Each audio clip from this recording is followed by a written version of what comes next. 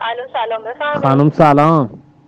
بفرمایید. پرده‌تون رو آگهی کردید شما؟ بله بفرمایید. قیمتش چنده؟ قیمتش اینجا خورده دیگه 550. 550. ابعادش چند در چنده؟ ابعادش 1.10 یه لحظه صبر کنید. ماشاءالله چقدر گشاده. 2.45 که دوتاش با هم میشه 2.20 در 2.45. ماشاءالله چه ابعادی داره. بله خدمت عرض که خب ابعادش هم به این پنجره ما میخوره، به این مال ما میخوره. ما کجا میتونیم پرده‌تون رو ببینیم؟ شما کجا هستین؟ ما سمت تهران پارسیم. من سمت مولوی هستم آقا. شما اگه مکان دارید؟ بله اونجا جایی هستش ما پرده‌تون رو ببینیم؟